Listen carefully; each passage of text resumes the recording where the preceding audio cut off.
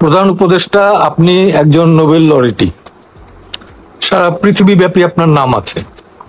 আপনি প্রধান উপদেষ্টা হয়ে যদি বলেন যে গত 16 বছরের রেশ, এটা গ্রহণযোগ্য নয়, বা আওয়ামী লীগেরা করছে, সেটাও গ্রহণযোগ্য নয়।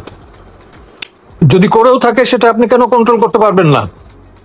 এ ব্যাপারে অনেকেই স্বরাষ্ট্র উপদেষ্টার পদত্যাগ দাবি করেছেন, আমি সেটা দাবি করি না। আমি বলবো যে সমস্ত উপদেষ্টা মণ্ডলীর জাতির কাছে ক্ষমা চাওয়া উচিত। ইনোসেন্টলি বললে হবে না যে ভুল করেছি, ইনোসেন্টলি বললে হবে না যে হ্যাঁ পারছি না, বা এর জন্যে বিগত 16 বছরের সরকার দায়ী। এত কিছু সংস্কারের দরকার নেই। সংবিধান পরিবর্তন করে ধর্ষণ কমাতে পারবেন না,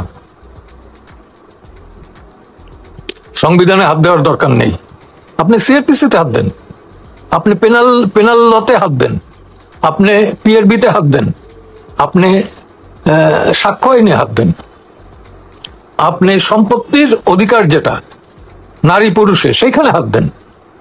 না দিয়ে আপনি সংবিধান নিয়ে দৌড়াদৌড়ি শুরু করেছেন, যেটা আদৌ আপনার বিষয় না বা আপনাদের বিষয় না। এটা পরবর্তীতে যারা নির্বাচিত হয়ে আসবে, আপনাদের দায়িত্ব হচ্ছে অনতিবিলম্বে একটি সুষ্ঠু নির্বাচন দেয়া। এবং আমার মনে হয় সুষ্ঠু নির্বাচন দেওয়ার এখন যথেষ্ট সময়, কারণ যতদিন যাচ্ছে দেখছি ততই আইন শৃঙ্খলা পরিস্থিতির অবনতি ঘটছে।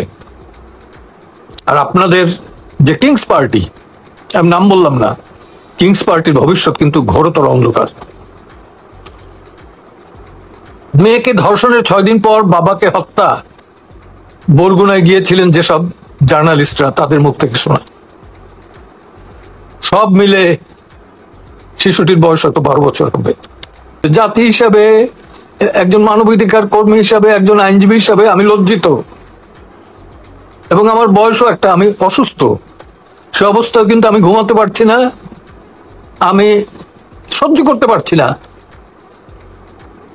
অনন্য এক বলতে পারি স্রষ্টার কাছে হাত তুলে, হে আল্লাহ, তুমি আমাকে এত কষ্ট দিয়ে দেখাও না। আমি জানি যে এদের পরিবার এবং প্রতিটি মানুষ এদের জন্য কষ্ট পাচ্ছে।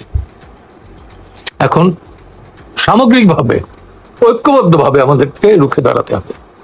কার বিরুদ্ধে? ধর্ষকের বিরুদ্ধে। কার বিরুদ্ধে? আইন অমান্যকারীর বিরুদ্ধে। কার বিরুদ্ধে? এই রাস্তায় গাছ ফেলে যারা গাড়িতে ডাকাতি করে, ধর্ষণ করে, লুণ্ঠন করে, তাদেরকে। আর বলার কিছু নাই, শুধু বলবো যে আইনজীবীরা আইনের অঙ্গনে অপমানিত হচ্ছে, বিচারপতিরা, বিচারকরা তাদের অঙ্গনে অপমানিত হচ্ছে। এগুলো কিসের লঙ্ঘন? এগুলো কিসের লক্ষণ? মোটেই ভালো আলামত নয়। ডক্টর ইউনূস, প্রধান উপদেষ্টা দেশের, আজকে বিশাল দায়িত্বভার আপনার উপর। আপনি ওই যমুনাতে পুলিশ দিয়ে হোক, সেনাবাহিনী দিয়ে হোক, ঘেরাও করে দীর্ঘদিন হয়তো জানটা বাঁচতে পারে, কিন্তু দেশকে বাঁচাতে পারবেন না। দেশকে বাঁচাতে হলে পরে আপনাকে দেশবাসীর নার্ভটা বুঝতে হবে।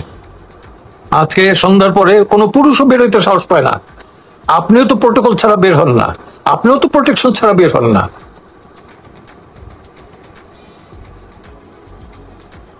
আমি শেষ করবো আবার ওই কথা বলে, এই দিন নয়, দিন আরো আছে, ভয়াবহ দিন। অতএব সেই ভয়াবহ দিন যাতে না দেখি, সেই জন্য অনতিবিলম্বে এই ধর্ষণকারী, ছিনতাইকারী, ডাকাতি, রাহাজানি বন্ধের দৃষ্টান্তমূলক ব্যবস্থা গ্রহণ করবেন, এই আশাটুকু করি। অন্যথায় আমি এক নগণ্য ব্যক্তি, কিন্তু 12 বছরের জন্য কিন্তু বার কাউন্সিলে নির্বাচিত হয়েছিলাম, কম ভোট পাইনি। আমি অ্যাডভোকেট জেডাই খান পান্না, আপনাদের সদয় দৃষ্টি আকর্ষণের জন্য একটি বেদনাদায়ক, কষ্টকর, অমানবিক ঘটনার বিবরণ বিবরণ শুধু নয়, এর সমাধান যাতে হয় সেই জন্য এই লাইভে এসে আপনাদের সামনে দুটি কথা বলছি। সম্প্রতি বাংলাদেশের দক্ষিণাঞ্চলের জেলা বরগুনাতে একটি হিন্দু পরিবারের 8-9 বছর একটি কিশোরীকে রাতে পরপর 3-4 বার ধর্ষণ করার পর সকালবেলায় রাস্তায় ফেলে রেখে যায় এবং এ নিয়ে একটি মামলা হয়। মামলা হওয়ার পরে কিছুদিন পরে মেয়েটির পিতাকে হত্যা করা হয়। এই অবস্থায় মেয়েটির কোনো বড় ভাই নাই, অন্য কেউ পুরুষ কেউ নেই, আছে তার মা। এই অবস্থায় মামলা কি চালাবে? এবং পরিবারটি কিন্তু হিন্দু, সনাতন ধর্মাবলম্বী, এখানেও একটি ভয়। তো সেখানে অনতিবিলম্বে যদি এই দুষ্কৃতকারীদের গ্রেপ্তার না করা হয়, দুটো মামলা কিন্তু এখানে, একটি হলো এই নাবালিকাকে ধর্ষণের জন্য, আরেকটি হলো এই নাবালিকার পিতাকে যাতে সাক্ষী দিতে না পারে, যাতে আদালতে শরণাপন্ন না হতে পারে, সেই জন্য যারা হত্যার সাথে জড়িত তাদের বিরুদ্ধে আইনানুগ ব্যবস্থা গ্রহণ করা হোক। অনতি বিলম্বে যাতে আইনানুগ ব্যবস্থা গ্রহণ করা হয় এবং কিছুতেই যাতে এই পরিবারের মনে স্থান না নেয় যে যেহেতু তারা হিন্দু সনাতনী ধর্মাবলম্বী সেই কারণে তারা ন্যায় বিচার থেকে বঞ্চিত হবে, অথবা তারা সনাতনী ধর্মাবলম্বী বলে মুসলিমদের মতো বা আসিয়ার মতো এত তড়িৎ বা সুবিচার পাবে না। আসিয়া কি কোনো সুবিচার পায় না, কোনো সুবিচার পায় না।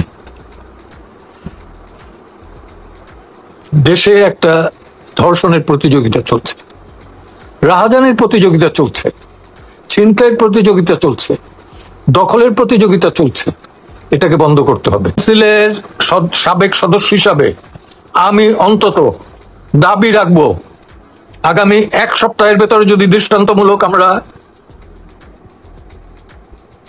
দেখতে না পাই, কোনো লক্ষণ দেখতে না পাই, তাহলে অবশ্যই প্রতিটি বার অ্যাসোসিয়েশনের সামনে সপ্তাহে 1 দিন হলেও আমরা প্রতিবাদ সভা করব। ধন্যবাদ দেওয়ার কিছু নাই। আপনারা যারা শুনছেন, আমি অনুরোধ জানাবো প্রতিটি ব্যাপারে অন্যায়ের বিরুদ্ধে সোচ্চার হন, অন্যায়ের বিরুদ্ধে সোচ্চার হন, সেটাই আমাদের জন্য পথ। ধন্যবাদ না দিয়ে এদের বিদেহী আত্মার প্রতি, আমাদের সন্তানদের বিদেহী আত্মার প্রতি, আমাদের নাতির বয়স,